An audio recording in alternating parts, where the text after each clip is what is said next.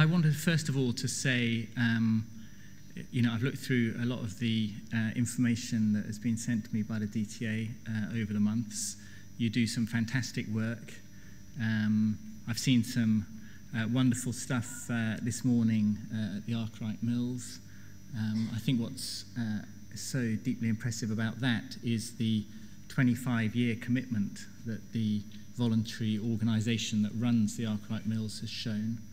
I mean, 25 years is a kind of time span that government finds it extremely difficult to work to, and it's really encouraging to find local people devoting their lives to something like that, which makes such a big difference to the feel of a place.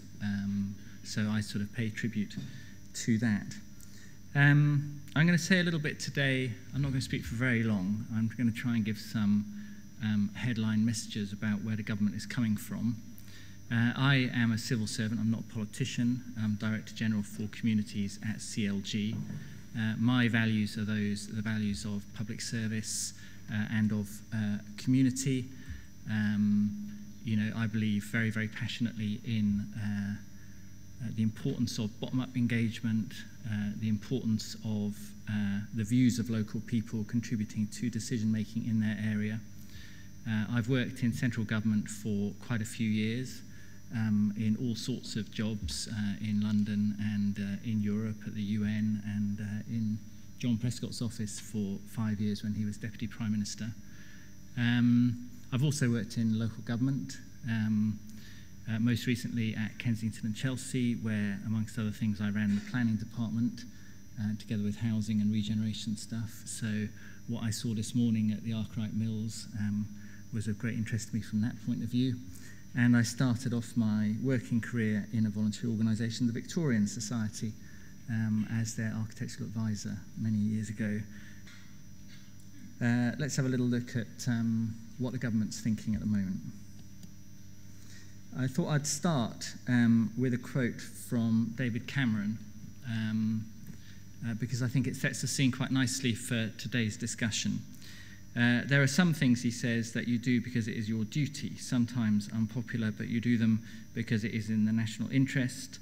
And yes, cutting the deficit falls into that camp. And I'll talk to you a little bit about the deficit as a sort of scene setter. But there are things you do because it's your passion, the things that fire you up in the morning, that drive you, that you truly believe will make a real difference to the country you love. And my great passion is creating the big society. And I think what's interesting about this quote is that it comes from the 19th of July when the Prime Minister spoke about the big society in Liverpool. And this follows a period when the phrase big society and the idea of the big society had not really got a hold on the public imagination. And I think the Prime Minister could easily have backed off the idea of the big society. But I think his tenacity in holding on to it and restating his commitment to it after the election shows how much it is central to what he believes about the change in the nature of our country and the way we govern our country.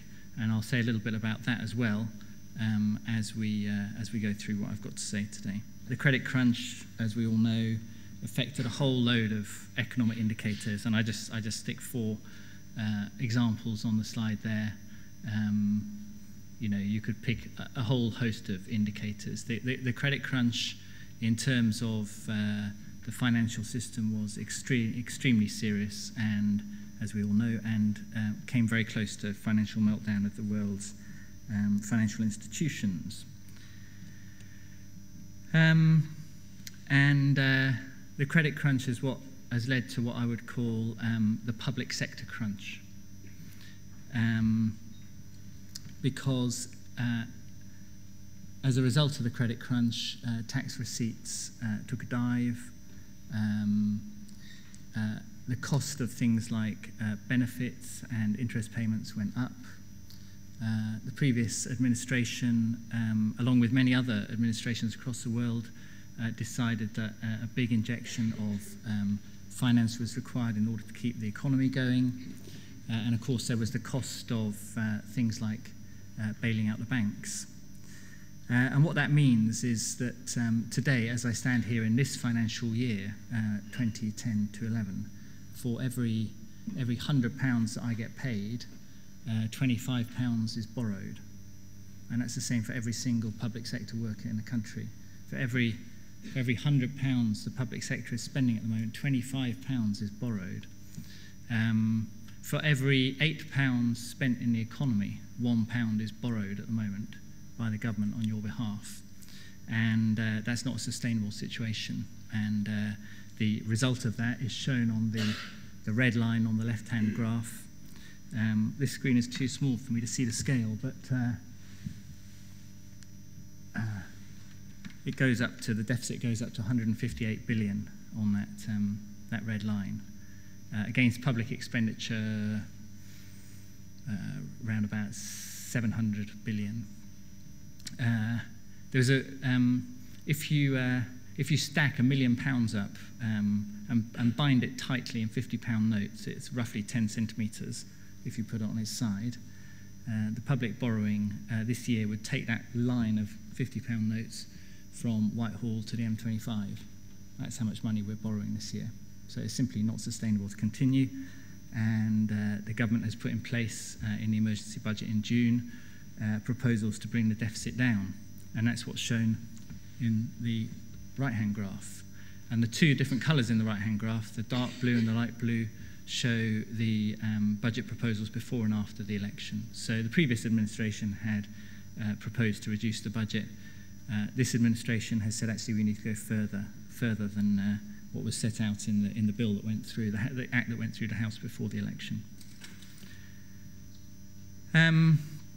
It doesn't mean it's the end of the world, of course. This is real terms public spending over the last 15 years or so.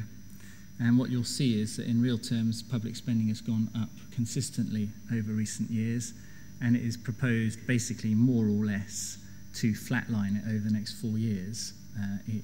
These are the proposals that came out in the budget, and what the spending review in October will do is decide how to divvy that up. That's the word we use. We're going to do a divvy up of these billions of pounds. And that doesn't look too grim because we're not actually going backwards. We're basically flatlining. The problem is that there are some uncontrollable expenses in that. The uncontrollable expenses are welfare payments, which in a time of increasing unemployment go up very steeply, and interest payments. At a time when you're borrowing hundreds of billions of pounds, interest payments are extremely high. And our interest payments this year are £40 billion on the national debt. The national debt, by the way, if you laid it out pound to pound, would take you from Whitehall to Birmingham. And interest payments roughly £40 billion this year, roughly the budget of the MOD in round terms. And of course, if interest rates went up, and they're historically low, then our payments are going to go up very steeply. And one of the things that the government is concerned about is to get its budget under control before interest rates start going up again. The other things to be taken into account in this line are that the government has decided to prioritise its spend.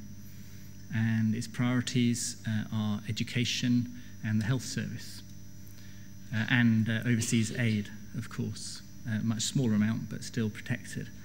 And the simple arithmetics of it mean that when you take all that into account, unprotected services are going to take, in round terms, a 25% cut this year, a 25% real terms cut over 4 years.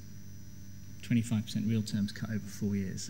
So the question of prioritisation is uppermost in everyone's minds in Whitehall. And that's what the discussion, the ongoing debate is. What should the money be spent on? And because the government wants to protect frontline services, capital budgets are going to take a harder hit than resource budgets, revenue budgets. So capital budgets will probably take a hit around about 40% over that period.